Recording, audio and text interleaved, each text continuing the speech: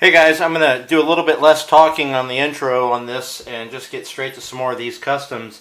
This is an older custom that I did. Actually, these are going to be what would be considered crashed cars and basically just cars that I've wrecked up. But this is my favorite one. I'm actually going to be redoing it because I've learned some better painting techniques. At the time, I modeled this after a car that was wrecked, towed out to a field, and everything just grew up around it. This is a Racing Champions 1950 Ford. The paint, I did not strip all the paint off because this was the Tide NASCAR version, and it had an orange glow to it, and I thought that some of the paint, as I was applying it, that orange would shine through, and it did. It helped to do the rust. It's a couple things that I did to the body to enhance the wrecked look. We'll try to do some close-ups here of some of the stuff that's been done. The main thing is it has an open door. It on the other side, and the trunk that I open, as you can see here, and it does open and close. For right now, we're going to look at this side. You'll see. As we turn it around here, I've got the hood propped up. If you look closely between the frames, you'll see that I routed out the plastic behind the grill so to give it that depth, and you can see the radiator. And I also drilled into the headlight straight through here on the passenger side. And on the driver's side, just enough to show that the bulb has been busted out. Dented the bumper. And I'll show you the underside of this later. I'm going to take the hood off and take the stick out just to show you some additional details. The hood is basically just got a single crease on it, and kind of opens up pretty nice. Take out this little prop here.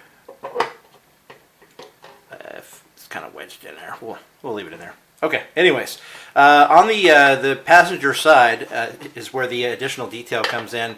From the top, you can see that the metal is thinned out from the bottom side, and I used a jeweler hammer to kind of give it some dented in areas.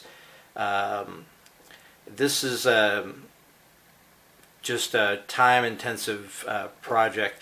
You can see a little bit more detail on the bumper, and that was done by routing out the bottom side and just working it. It's one piece. The wheel, this actually rolls, but of course that front wheel is where the damage was, so the front axle doesn't roll. The window here is pretty much busted out. It's got the spider web effect. On the seats, I don't know if you can tell, but I actually drilled into the plastic and kind of gave it that pink foam where the vinyl had come off. So the door actually works. I've got it propped open with a piece of plastic in there.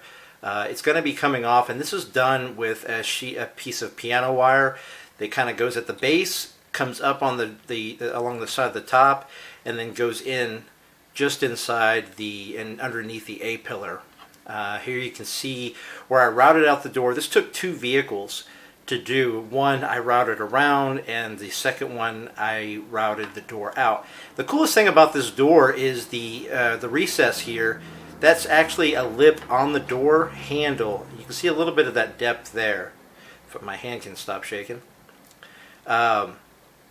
A couple other details. Of course, it's got the wing there, which was the poor man's air conditioning in these older cars. If you younger guys don't know what a wing is, you don't know what you're missing. Some aluminum trim along the side. And for this, I also got rid of the fender flare because if the car's sitting out there, parts are going to fall off. Etched a little bit to show some rust.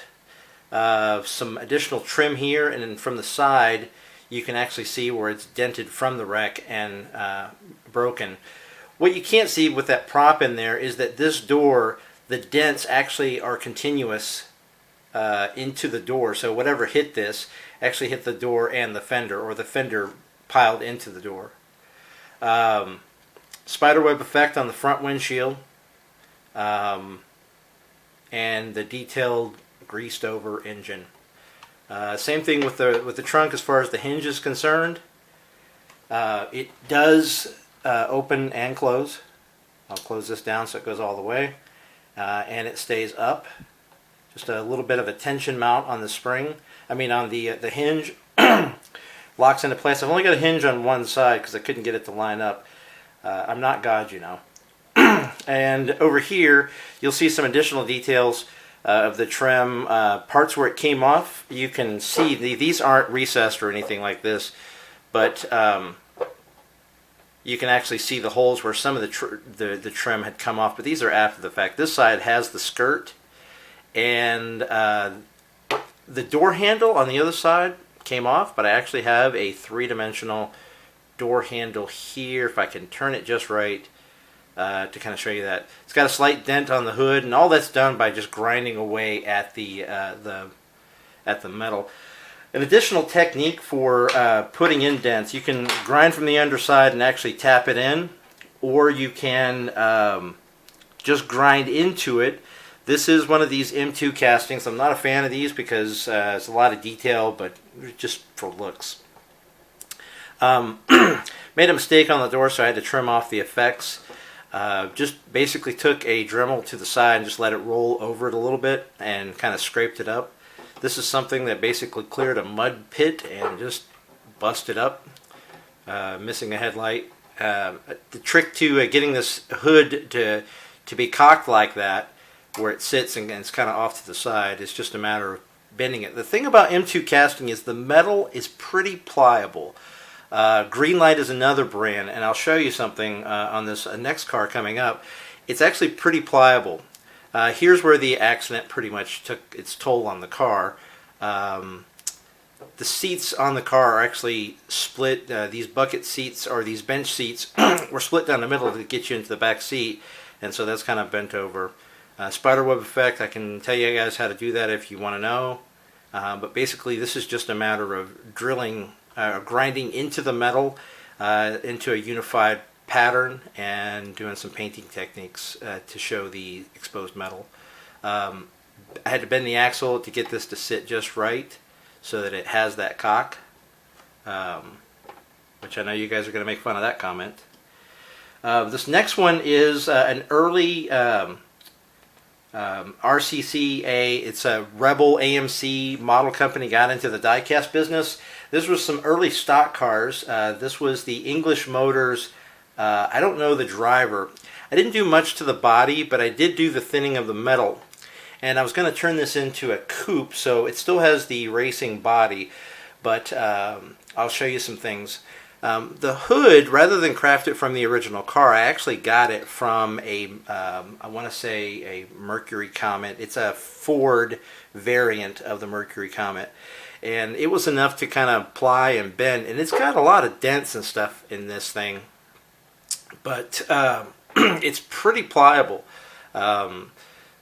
It's where the metal is just ground underneath and tapped around. And I will pull this apart to show you some additional interior detail, because for this car I actually got rid of the racing seat and the roll cage and actually put an interior from that Mercury car. Very few modifications I was able to get it in. You could sort of see where in the back here there's gappage where it's resting on the original base. And of course the dashboard and the steering wheel are there. The car is just one of these racing champions. I mean, the engine is one of these racing champions leftover pieces. Because I always keep the cool stuff from damaged cars, these are just some additional details of the wheel wells, the battery, the radiator, some hoses and stuff. And just worked with the plastic bumper to get it to have that effect across the top. So this sits kind of plowed into another vehicle. I'll give you a quick brief overview of this next car, but I'll probably have to do a separate video. Yatming had a casting for a Jaguar. The name escapes me. This car had a dented hood, but I loved it and I kept it for the longest time. So I made this little diorama of a Jaguar that went street racing and skid into the sidewalk and took out of the light pole. A lot of detail in this car. The only thing I screwed up on is I did not realize that a Jaguar has 3 windshield wipers, or this particular model. So I modeled it with 2, and you'll be able to see that in a few moments. There's a ton of detail in this. The engine is crafted and modeled after the original engine, and it has some parts here and there that may go sliding, but it's got it mounted to the thing, and really a lot of detail. I'm going to just probably put up some stills of this, kind of whip this around. The light pole is a hose scale that I just extended the base and fashioned the road where it hit skid. The air cooler, the springs, just a ton of detail into this car, but it's modeled after the actual Jaguar engine. What you cannot see is the mesh toward the front. If this is good, you could almost see down in there the mesh in the front. I really researched this a lot, and as you can see, I got a little better with my painting. So anyways, this is the Jaguar. I'll probably do a little bit more detail and come back and show you guys some additional stuff. I will say that the vehicle did not have open doors, so I did craft this out of the original casting. Pooch does a video on how to do this technique, but this is a thicker metal. I just couldn't find another Jaguar like it.